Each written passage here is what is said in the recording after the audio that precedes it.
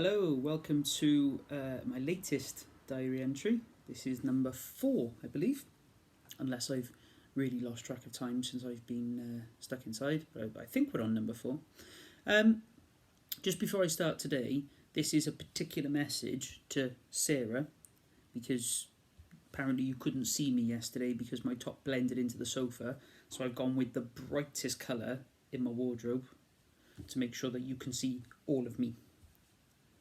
That's for you. Things are getting a little bit weird in the news. So I've been looking online this morning on social media because there's no real new updates now, is there? There's just stories coming out of this. There's not really any changes to anything now that we're sort of locked down. That's it. But there's some odd things happening. So a guy in America has been sent to prison. I forget how long for, but for a certain amount of time, a decent amount of time, on terrorism charges because he went into a supermarket and licked the shelves. He licked the shelves. I mean, forget this thing going around, the C word. Who goes into a supermarket and licks a shelf? I've worked in supermarkets. I didn't really want to touch the shelves. I don't mind lick them. There's odd things, isn't there? There's bizarre things going on. There was another story about, it was quite funny, but again, a bit weird. A pensioner, a 77-year-old pensioner in Spain, was ordered home during the lockdown, so the police found him wandering around. And when he was stopped to ask what he was doing, he said he was looking for Pokemon. He was on Pokemon Go and he was out searching for new Pokemon, which led to them putting a tweet out confirming and clarifying, just in case anybody wasn't sure, that the search for mythical Pokemon monsters is also not permitted during the lockdown. It's just incredible, isn't it? Incredible. 77-year-old guy. Anyway, a couple of good things to come out. My MOT doesn't need to be done now, so I get to save a little bit of money. I think it probably would have passed anyway, but the government have said that all MOT certificates are sort of going to be exempt for 6 months. 3 months I read yesterday, but 6 months today, so that gives me plenty of time to get that sorted, so that's good news. In terms of how I'm passing time, a little bit concerned that I am maybe starting to lose my mind a little bit. So I put some washing in the machine yesterday, just, normal stuff. And I realised this morning, 24 hours later, that it was still there, which is concerning because I haven't been out. I've like the washing machine is almost within touching distance of where I am now, and somehow completely forgot. And it's not like I've had lots going on where that could have slipped my mind. So that is a bit worrying. So I had to wash it again this morning, which is a pain. I also hoovered and re-washed dishes again.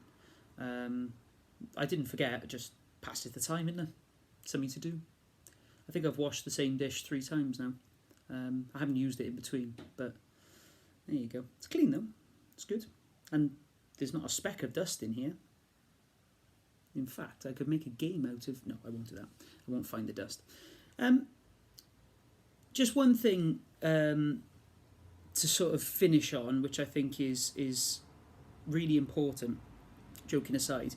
One thing that I've seen a lot of across social media is people doing brilliant things at home and lovely things with their kids, and really getting involved in doing things as a family, whether that's like Joe Wick's body workout, or whether it's crafts and just doing things around the house like baking, all those lovely things. But I'm also seeing a lot of parents getting quite stressed about where they can find resources, where they can print off worksheets, how do they teach their children maths and all those sort of things. And that worries me, because this is not the time when we should be worried about academic performance and learning new skills like that. That's absolutely not the case. I think people maybe have taken this whole homeschooling idea to the extreme, and don't get me wrong, I totally understand it. I know why. I think the government really have sort of created that. But this is not the time to be worrying about that. This is the time as a family to be safe, to be happy, to be doing things as a family that the children will remember when they're older. They shouldn't look back at this time and be stressing about the fact that mum and dad couldn't get to grips with the maths, or they forced them to do handwriting all morning. Just read books, read stories, watch films, bake cakes, do all those things that you would do in a summer holiday indoors, and then in time things will work themselves out with everything else. I found a lovely quote, actually. I'll read to you. I'm reading from my phone. It says, don't worry about them regressing in school. Every single kid is in this boat, and they will all be okay. When we're back in the classroom, we will, of course, all, correct, teach, do these things to bring them back from where they are now to where we want them to be. That's what teachers do.